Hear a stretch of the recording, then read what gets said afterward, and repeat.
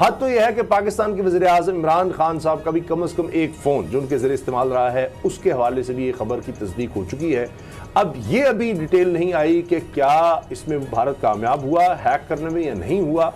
अब इस पर आला सतह का इजलास भी हो रहा है क्योंकि पाकिस्तान के वज़ीर आज़म समेत काबीना के मेंबरान, जी हाँ, उनके फ़ोन्स भी हैक करने के लिए जासूसी करने की कोशिश हुई। ये इतनी ख़तरनाक चीज़ है कि आपका कैमरा, यानी आपने उसको इस्तेमाल भी नहीं किया, फ़ोन को रखा हुआ है साइड पर, और फिर क्या होगा कि जी वो आपके फ़ोन का कैमरा ऑन करके कुछ भी देख सकते हैं। इस मेरे पास फ़ोन है तो इसका जनाब फ़र्ज़ करें कि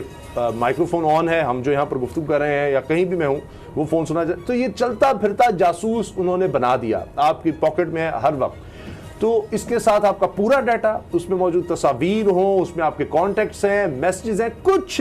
भी। और इसमें कोई ये नहीं है कि कोई मैसेज आएगा और आप उसको क्लिक करेंगे या कोई वेबसाइट पर जाएंगे, नहीं, बस पड़े काम हो रहा है। अब इस पर केस भी हुआ और डिटाई देखिए, 2019 में भारत ने झूठ बोल दिया सफेद कि नहीं जी हम तो ये काम नहीं कर रहे, हम तो किसी की जासूसी नहीं कर रहे। अब इसमें हजारों शख्सियात के फोन नंबर सामने आए और इंटरनेशनल सहाफियों की तंजीमों ने यह खबर सारी ब्रेक की और तमाम बड़ी बड़ी ऑर्गेनाइजेशन के साथ शेयर की। कम अज कम 16 इदारे जो हैं, चाहे वो वॉशिंगटन पोस्ट हो, गार्डियन हो, इस तरह दीगर इदारे, वो सब ये छाप चुके हैं, चीज सामने आ गई है। अभी देखा जा रहा है किस किस के फोन नंबर हैं। जिन शख्सियात के अभी नाम सामने हैं उनमें सहाफी हैं पाकिस्तान,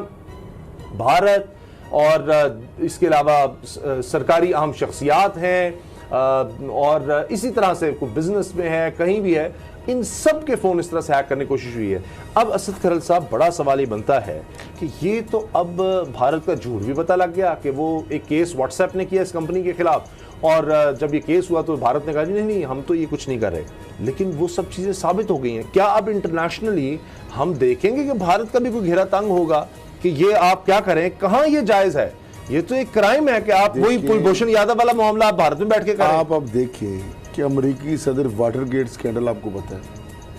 कि इसी बात के सिर्फ एक उसके बारे में आया कि जो जिस तरह आपने बताया कि बहुत सारे जो पार्लियामेंटेरियन या मुख्तलिफ लोग होंगे, जिस तरह आपने बताया जी कि उसमें भी जजेस वगैरह के फ़ोन टेप होने के हवाले से, तो किस तरीके से वहाँ पे एक कोहराम और वो प्राइवेसी वाला सारा बर्पा हो। भारत के बारे में आप ये अगर एक्सपेक्ट करें कि उसके बारे में कोई होगा एक्शन, तो ये तो फिर कश्मीर में उसने जो एक्शन होता, तो जो इंसानी हकूक़ की बदतरीन पामालियाँ हो रही हैं तो उनको तो पूछने वाला नहीं। लेकिन एक बात आम लोगों को जी बताने के लिए, मुझे उसामा साहब बताएं कि फ्री लंच भी होता है कोई? अब मुझे ये बताएं कि ये एक फ़ोन है, एक डिवाइस बन गई, हर बंदे ने पकड़ी हुई है जी। एंड्रॉयड फ़ोन तो सबसे ज़्यादा मतलब समझे ना कि चोर है आपके लिए, ठीक है। ये मुझे बताएं आईफोन फिर भी कदर बेहतर है। अच्छा। और जो ब्लैकबेरी आप देख लें उनका और ये एप्पल का, ठीक है, उन्होंने फिर भी अपना एक सिस्टम रखा हुआ है। वो जहाँ मर्जी हो, दुनिया की बहुत सारी एजेंसीज भी हैं, तो वो कहते नहीं देते, आप प्राइवेसी लॉज हैं हम उनको फॉलो करेंगे। ब्लैकबेरी में भी यही शो हुआ, बड़े बड़े फड्डे पड़े। अब एंड्रॉयड बेसिकली डिवाइस है, ये जस्ट डिवाइस है, ये कंपनी एप्पल कंपनी है जी। इस तरह उसकी आईफोन है,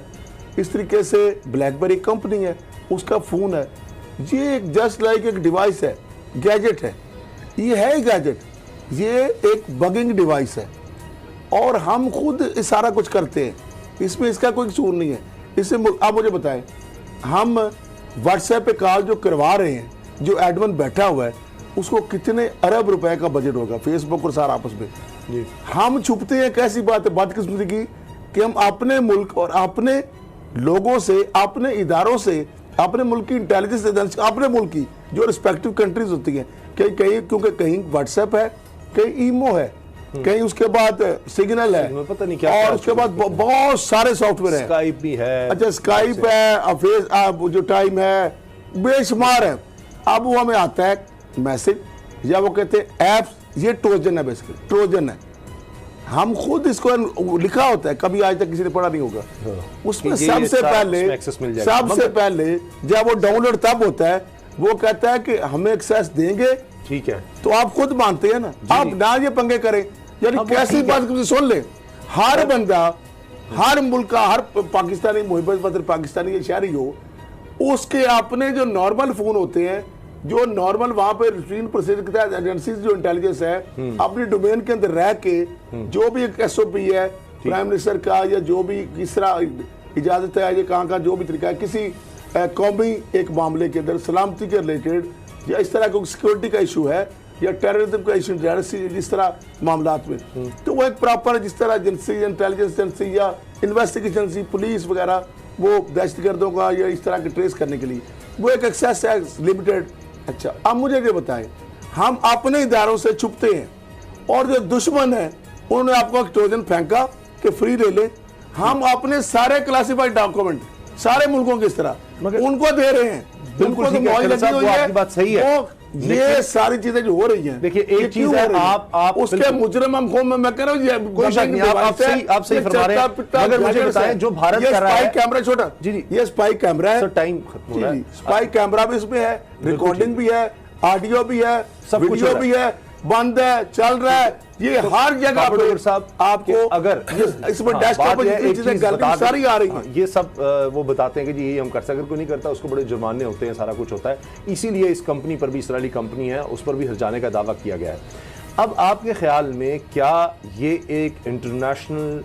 जो कवानीन है उनकी खिलाफ वर्जी नहीं है कि आप बगैर इजाज़त, एक हेड ऑफ स्टेट है दूसरे मुल्क का या अपने मुल्क में, तो आप कह ही रहे हैं अपने साफियों का, अपने काबीना मेंबरान का, दीगर का, दूसरे मुल्क के लिए इस तरह से जासूसी करना, क्या ये गैर कानूनी इंटरनेशनली नहीं है या सबको छूट है कि कुलभूषण भेज दो, कोई मसला नहीं है? तो साहब ये बिल्कुल एक क्राइम है। अभी जो बाइडन की जब मुलाकात हुई थी रशियन प्रेसिडेंट के साथ, तो उसमें भी उन्होंने कंप्लेंट, रशियन जो हैकर है उनको संभाल के रखे, वरना अमेरिका उसका बड़ा सख्त जवाब देगा। और ऑफिशियली उन्होंने से क्राइम डिक्लेयर किया था। व्लादिमीर पुतिन की और जो बाइडन की मुलाकात है उसमें सबसे बड़ा जो इशू था वो हैकिंग था कि रशियन जो है वो हैकिंग कर रहे हैं अमेरिकन की, और उस पर अमेरिका ने अपना बड़ा जो था उसको रजिस्टर कराया कि बड़ा प्रोटेस्ट किया कि ना ये गलत है, अगर हम इसका जवाब देंगे। मसला ये है कि प्राइम मिनिस्टर का जो फ़ोन होता है वो खासी हद तक प्रोटेक्टेड होता है। जो भी सेंसिटिव लोग होते हैं, जो सेंसिटिव पोस्ट पे बैठे होते हैं, एंटी बगिंग जो होती हैं वो वहाँ पर उनके मोबाइल में उनको लगाई जाती हैं ताकि वो उस तरह से हैक ना हो सके। लेकिन इसके बावजूद वहाँ तक एक्सेस हासिल करने की कोशिश की गई, वहाँ पर होने की कोशिश की गई,